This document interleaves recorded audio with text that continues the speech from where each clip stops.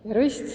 Usuvõitlus on, ma arvan, praegu väga sobiv, sest tänane Jaani jutt on ajendatud ühest väikesest annetuskampaaniast, mille kohta on meie koguduse listis ka juba lühike teadaanne olnud.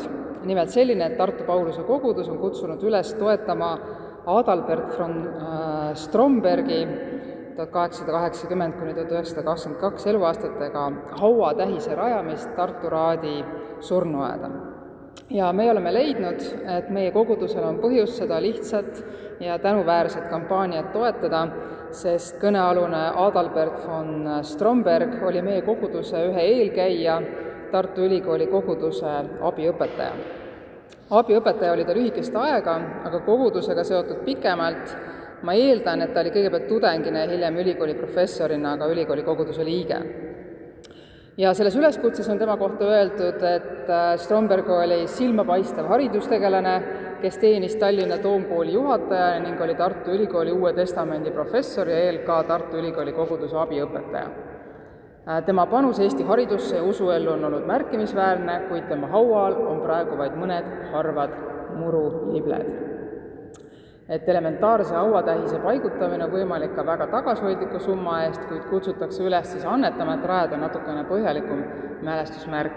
Neid saab teha ka Tartu Pauluse koguduse kontole vastava selgitusega ja kogu selle info leiab koos kontonumbriga meie koguduse kodulehelt, kus saate näha ka Adalbert von Strombergi portreefotot ja pilti ka hauast.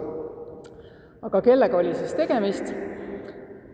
Parun Adalbert Eduard Eugen Maximilian Otto von Stromberg sündis 1880. aastal Kuramaal. Tema isa oli Talsi kreisi ülem parun Adalbert von Stromberg ja tema ema oli Tašu Padure Telspadern mõisast pärit Anna von Kaiserling. Ja Kaiserlingi nimi võiks meile olla ka tuttav.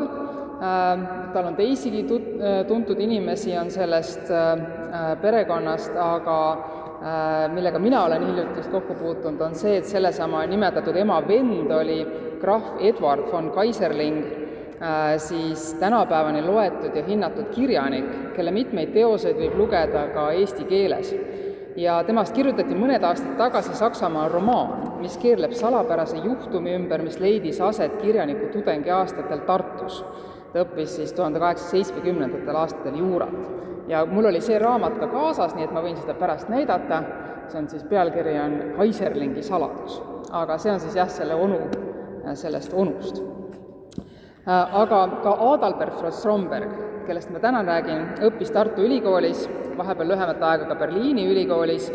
Tema õppis muidugi usuteadust ja juba 20. sajandi alguses ja väga pikalt, aastatel 1901–1913. Õppis hästi, oli pälvinud isegi kuldse auhinnamedali. Viimasel aastal oligi ülikooli koguduse abipastor. Ja pärast õpingute lõppu oli Stromberg periooditi kord Tallinnas, kord Tartus. Tallinnas oli ta Toomkooli usuõpetuse õpetaja ja direktori kohusetäitja, peale selle veel Toomkoguduse abiõpetaja. Tartus esialgu ülikooli Uue Testamendi eradotsent, aga 1918 sai Strombergist vast avatud Eesti ülikoolis kirikuloo professori kohusetäitja. Ja ajalooline olukord oli parajasti selline, et käis vabadussõda ehk relvakonflikt vastselt välja kuulutatud Eesti Vabariigi ja Nõukogude Venemaa vahel. Sakslased olid novembri lõpus taganenud ja lahkunud ning Vene väed vallutasid detsembri jooksul suure osa maa-alast ja kehtestasid ka Tartus Eesti töörahva kommuuni valitsuse ja asusid toimekalt kogu elu ümber korraldama. Jumalateenistused keelati, sadu inimesi määrati vangistamisele ja hukkamisele. Tartu vabastati Punaarmee käest 14. jaanuaril ja hetk enne seda hakati Tartu krediidikassa keldris sinna kogutud vange maha laskma, alustades tähtsamatest vaimulikest. Siin ma toetun ka jälle sellisele vihikule, mis on selle krediidikassa sündmuste kohta on kunagi vabariigi ajal koostatud vastav selline brošüür ja Kristjan Luhamets on seda natuke värskendanud ja andnud selle uuesti välja, et siit pärineb see informatsioon. Ja see pooleli jäänud massimõrv seal Tartu krediidikassa keldris 14. jaanuaril 1919 raputas sügavalt nii ülikooli kui Jaani kogudust. aluspesus keldrisse lükatud ja laskudega tapetud 19 inimese hulgas olid ülikooli koguduse pastor, professor doktor Traugott Hahn ning Jaani koguduse abipastor Wilhelm Schwarz. Pääsenute hulgas oli koos Hahniga arreteeritud Adalbert von Stromberg, kes pidas 4 päeva hiljem ülikooli kirikus Traugott Hahnile matusekõne. Ja pärast vangitust töötas Stromberg Tartus tütarlaste gümnaasiumis ja Tartu Ülikoolis Uue Testamendi professorina. Rasked läbielamised jätsid jälje Strombergi tervisele, mis ennegi polnud kiita, ta oli lapsest saati olnud nõrga tervisega, samuti tudengipõlves, ja samal sügisel jäi Stromberg raskesti haigeks ja 3 aastat hiljem laskis Adalbert Stromberg Tähtvere metsas end maha. Tema elu viimaste aastate kohta on Kristjan Luhamets kirjutanud ka artikli, mis on ilmunud Tartu Postimehes ja kodulehel on link sellele ka. Ma otsustasin siinkohal kasutada lühikest momenti, mis mul veel on, et lugeda ette mõned lõigud sellest Strombergi jutlusest Traugott Hahni matustel 1919. aasta jaanuaris, sest see on just see kõige rohkem meiega seotud moment. Ja seoses siin eriti, et meil on olnud siin sel suvel, eks ole, on siin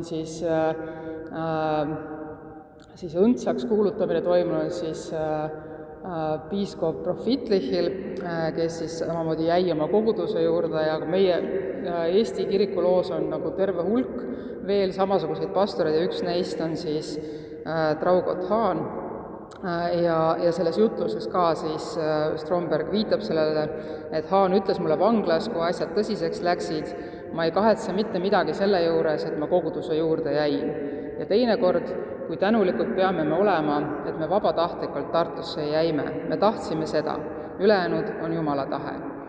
Ja Stromberg räägib, et kui ma täna julgen teie poole pöörduda, siis ei tee ma seda inimesena, kellelt on võetud tema kallim sõber kadunu, mitte ka inimesena, kellele Jumal on kinkinud, ma ütlen seda täie siirusega, viimase aja kuni tema surmani temaga koos vanglas veeta, koos kristlikus osaduses, vaid inimesena, kellel on õigustatud tunne, ma olen saanud meie pastori viimastest päevadest pärandi sulle, ülikooli kogudus.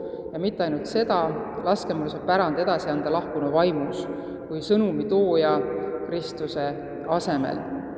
Ein Botschafter an Christi Stadt.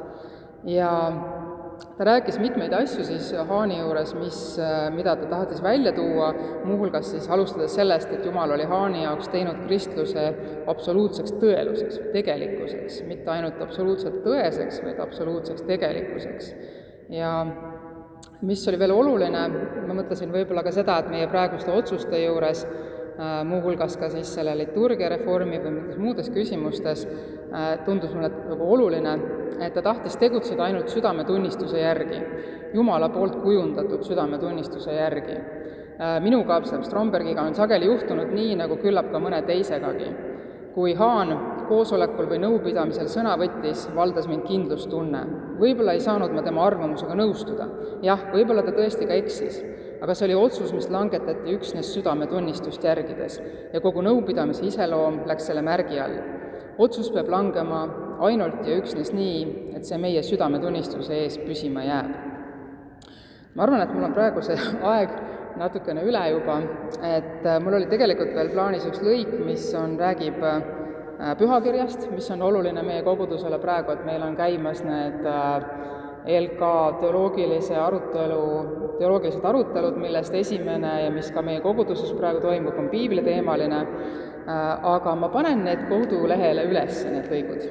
Et mul on paar teist lõiku ka, ma veel ei ole pannud, seal on muud info, aga et ma panen need ka sinna üles, et me saame ühe korraga nii Strombergiga kui Hahniga tuttavaks selle jutluse vahendusel. Aamen.